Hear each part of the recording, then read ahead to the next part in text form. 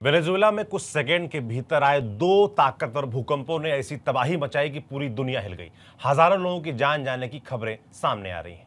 पहला भूकंप 7.2 तीव्रता का था, लेकिन उसके सिर्फ 39 सेकंड बाद ही 7.5 तीव्रता का दूसरा और उससे भी ज्यादा खतरनाक भूकंप आ गया।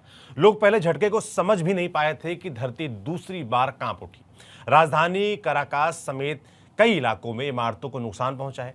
कई जगह दीवारें गिर गई हैं, सड़कें मलबे और धूल से भर गई हैं। राहत और बचाव का काम लगातार जारी है और सबसे बड़ी चिंता यह है कि नुकसान का दायरा अभी और बढ़ सकता है। ये भूकंप ऐसे दिन आया जब पूरे देश में राष्ट्रीय अवकाश था, स्कूल और दफ्तर बंद थे, ज्यादातर लोग अपने घरों में मौजूद थे।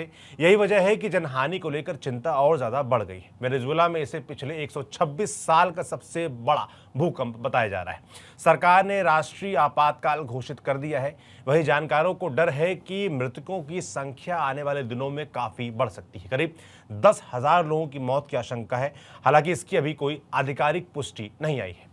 आज बात करेंगे वेनेजुएला में आए इन दो शक्तिशाली भूकंपों की। जानेंगे कि आखिर कुछ सेकंड्स के अंतराल में आए इन झटकों ने इतनी बड़ी तबाही कैसे मचाई और क्यों जानकार इसे हाल के वर्षों की सबसे गंभीर प्राकृतिक आपदाओं में से एक मान रहे हैं। नमस्ते, मेरा नाम सौरभ त्रिपाठी है। आप न्यूज पंच देख रहे हैं। सबसे पहले समझते हैं कि आखिर उस शाम वेनेजुएला में हुआ क्या था। स्थानीय समय के मुताबिक शाम 6:04 पर पहला भूकंप आया।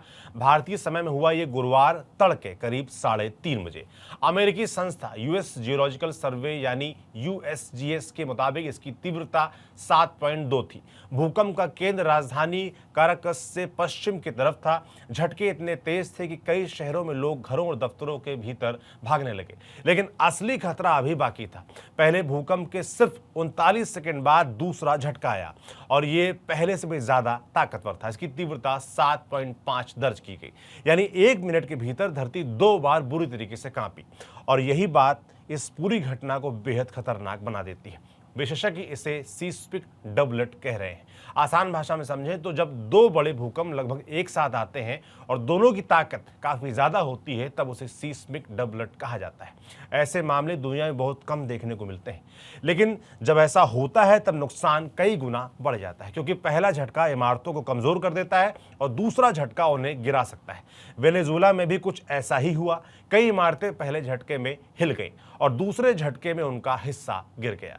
कई जगह दीवारें टूट गई, कई जगह मकानों में बड़ी दरारें पड़ गई। कराकस एयरपोर्ट की छत का एक हिस्सा भी गिर गया। सोशल मीडिया पर वायरल वीडियो में धूल के बड़े बड़े गुबार दिखाई दे रहे हैं। लोग सड़कों पर भाग रहे हैं। कई लोग अपने परिवार वालों से संपर्क करने की कोशिश कर रहे हैं, लेकिन हर तरफ अफरा तफरी का माहौल है। अब बात नुकसान की। वेनेजुएला सरकार ने अब तक 32 लोगों की मौत की पुष्टि की है। 700 से ज्यादा लोग घायल बताए जा रहे हैं, लेकिन जानकारों को डर है कि यह संख्या बहुत ज्यादा बढ़ सकती है। यूएसजीएस के शुरुआती आंकलन के मुताबिक 44% संभावना है कि मृतकों की संख्या 10,000 से ज्यादा हो सकती है। वहीं करीब 30% संभावना ऐसी भी जताई गई है कि मौतों का आंकड़ा 1 लाख तक पहुंच सकता है। हालांकि ये सिर्फ शुरुआती अनुमान है। अभी आधिकारिक तौर पर इतनी बड़ी संख्या की पुष्टि नहीं हुई है। दूसरी तरफ रेस्क्यू ऑपरेशन लगातार जारी है। कई इमारतों का मलबा अभी हटाया गया है और आशंका है कि कई लोग अब भी उसके नीचे फंसे हो सकते हैं। यही वजह है कि दुनिया भर की नजरें इस समय वेनेजुएला पर टिकी हुई हैं। अब सवाल उठता है कि आखिर ये भूकंप इतना ताकतवर क्यों था। इसके लिए हमें थोड़ा भूगोल समझना होगा। वेनेजुएला उस इलाके में स्थित है जहां कैरेबियन और साउथ अमेरिकन टेक्टोनिक प्लेट्स एक दूसरे से मिलती हैं। धरती का ऊपरी हिस्सा कई बड़ी प्लेटों में बटा हुआ है। ये प्लेटें लगातार बहुत धीमी गति से हिलती रहती हैं। जब इनके बीच दबाव बढ़ता रहता है तो ऊर्जा जमा होती रहती है और जब ये ऊर्जा अचानक से बाहर निकलती है तब भूकंप आता है।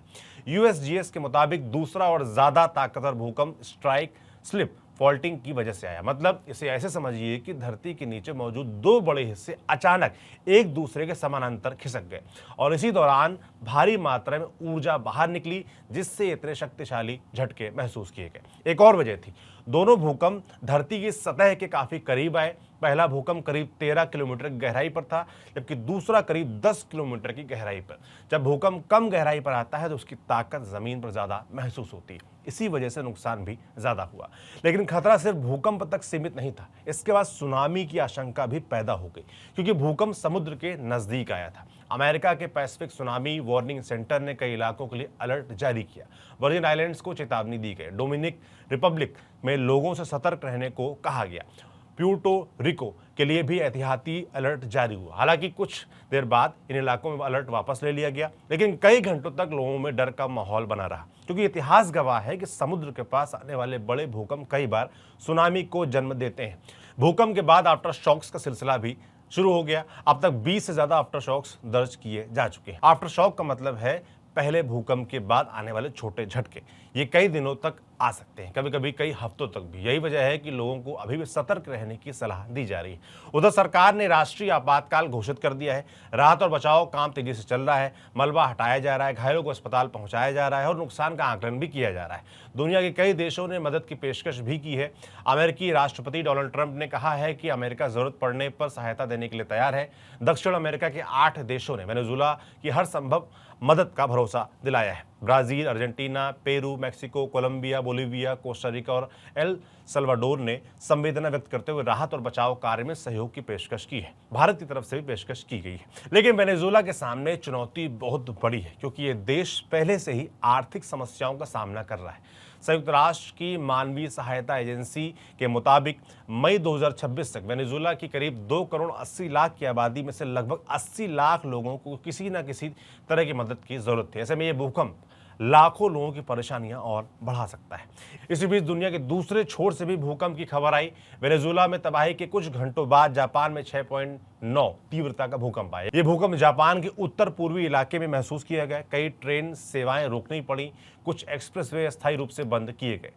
लोगों में चिंता इसके बाद और बढ़ गई है, क्योंकि जापान में भूकंप का नाम आते ही लोगों को 2011 की वो विनाशकारी त्रासदी याद आ जाती है, जिसने सुनामी और फुकुशिमा परमाणु हादसे को जन्म दिया था। हालांकि इस बार राहत की बात यह रही कि सुनामी का कोई बड़ा खतरा यहां पर नहीं दिखा।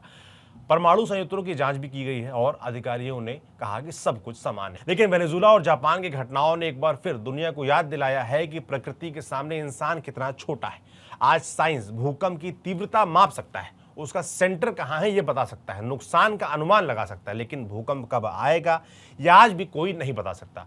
और यही बात इसे दुनिया की सबसे खतरनाक प्राकृतिक आपदाओं में से एक बनाती है। फिलहाल पूरी दुनिया की नजर वेनेजुएला पर है। रेस्क्यू ऑपरेशन जारी है, लोग अपने परिजनों की तलाश कर रहे हैं और सबसे बड़ा सवाल यही है कि जब मलबा पूरी तरीके से हटेगा तब इस तबाही की असली तस्वीर कितनी भयावह होगी।